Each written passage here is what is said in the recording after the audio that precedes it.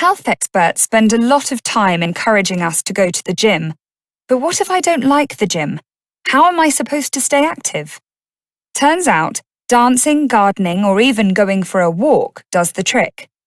All of these activities, according to a new study in the British Journal of Sports Medicine, can reduce the risk of age-related illnesses later in life.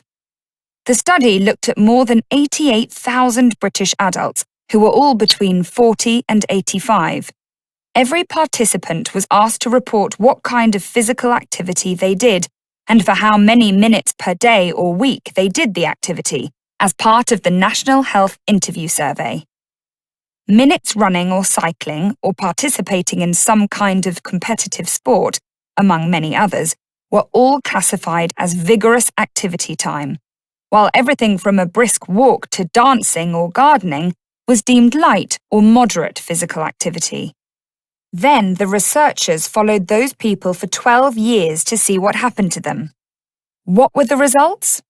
Well, what they ended up with was a large database of exactly how much exercise people get per week and how, or whether, those people had died.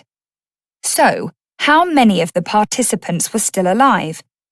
Interestingly, most of the participants in the study didn't actually exercise at all. These abstainers served as the control group. Anyone with a chronic disease was excluded, since that would make the controls unusually unhealthy in comparison to everyone else.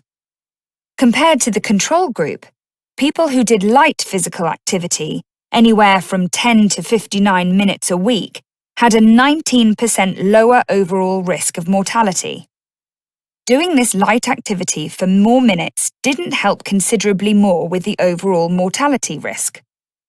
The group that exercised for 60 to 149 minutes only lowered their risk by 22%, while the lowest percentage of risk only lowered to 26% for those working out 300 to 599 minutes a week. Doing increasing amounts of vigorous exercise, however, did seem to help. Working out for 10 to 59 minutes strenuously got the risk down by 27%, peaking at 34% for those getting the recommended 150 plus minutes each week. However, all these effects were magnified when the researchers focused just on cardiovascular disease deaths. Regular exercise is, as you probably already know, tightly linked to a healthier cardiovascular system, in part because it helps your heart regenerate new cells. Getting the recommended 150 minutes of light to moderate exercise per week brought the heart attack mortality risk down by 31%, but as little as 10 to 59 minutes lowered it to 16%. Vigorous exercise worked even better. Those 15 or so minutes reduced mortality by 26%, and getting 150 minutes lowered it to a 33% reduced risk. The fact that there are significant benefits with very little weekly activity should motivate us to get active in any way we can.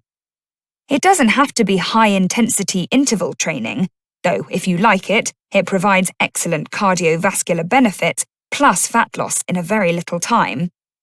It could be dancing around your home while cleaning for an hour each week, gardening on the weekends, or simply walking home from work instead of taking the bus.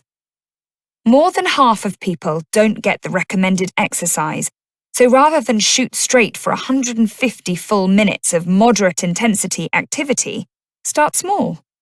Begin with something you'll enjoy. It's never too late to get moving.